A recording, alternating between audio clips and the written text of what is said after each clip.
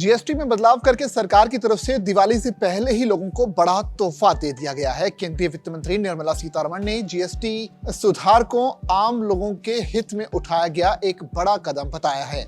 उनका कहना है कि इसका जो फायदा है देश के करीब 140 करोड़ लोगों को मिलेगा।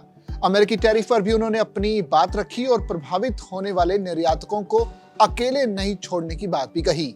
इसके अलावा वित्त मंत्री ने जीएसटी के अगले सुधार के भी संकेत दे दिए।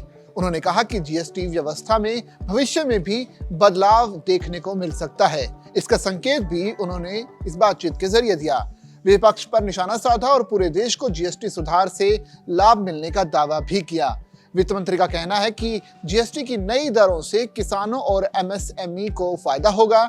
जीएसटी सुधार की टाइमिंग से जुड़े सवाल पर वित्त मंत्री ने साफ कहा कि सरकार पिछले करीब 1.5 साल से इस पर काम कर रही थी। इस प्रक्रिया में टाइम लगता है। बदलावों को घरेलू मांग के आधार पर तय किया गया है। उन्होंने अमेरिकी टैरिफ और जीएसटी सुधार के बीच संबंध से जुड़ी तमाम कयासबाजी को भी खारिज कर दिया। एक टीवी चैनल से विशेष बातचीत में उन्होंने ये बातें बताई। निर्मला सीतारमण का दावा है कि जीएसटी सुधार का लाभ सिर्फ बिहार को ही नहीं मिलेगा बल्कि पूरे देश को मिलेगा। ये सुधार किसान और एमएसएमई के हित में होंगे।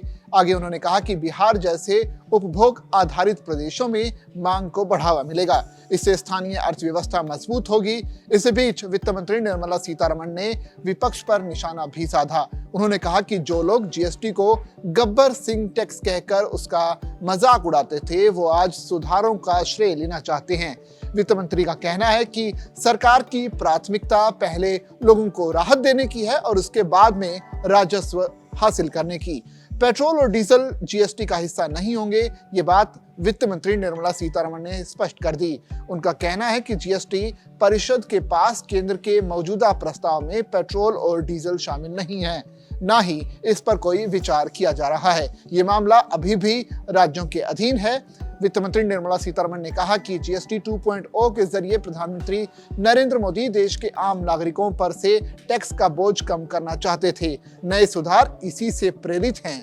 भारत पर अमेरिकी टैरिफ पर निर्मला सीतारमण ने कहा कि ये जीएसटी से जुड़ा मामला नहीं है, मगर टैरिफ का सामना करने वाले निर्यातकों को अकेले इसका बोझ नहीं उठाना पड़ेगा। अगर निर्यात वस्तु पर 50% टैरिफ लगता है तो इसका अध्ययन सरकार करेगी, जीएसटी परिषद नहीं, मगर सरकार इस पर ध्यान जरूर देगी। 22 सितंबर से देश भर में जीएसटी 2.0 लागू हो जाएगी। वित्त मंत्री ने बताया कि जीएसटी का पहला फेज एकता और दूसरा सरलता पर केंद्रित है। इसी दौरान उन्होंने जीएसटी 3.0 के भी संकेत दिए। वित्त मंत्री ने कहा कि मेरे लिए जीएसटी को सरल बनाना काफी अहम है। इसका असर हर उपभोक्ता तक महसूस होना चाहिए।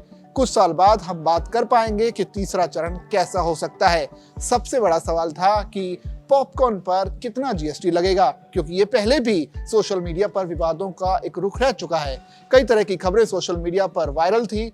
अब वित्त मंत्री निर्मला सीतारमण ने इस पर स्पष्ट जवाब दे दिया है। उन्होंने कहा कि पॉपकॉर्न को एक स्लैब में रखा गया है, लेकिन चीनी और चॉकलेट के साथ आने वाले पॉपकॉर्न पर अलग से स्लैब लागू होगा। खाद्य पदार्थों पर 5% जीएसटी लागू होगा, चाहे वो चीनी के साथ हो या फिर नमक के साथ। सिर्फ हाई शुगर वाले पावर ड्रिंक्स इससे अलग होंगे। ऐसे में अब जो है लोगों का इंतजार इस चीज पर है कि कब जीएसटी 3.0 आता है और सरकार इसमें क्या कुछ बदलाव करती है।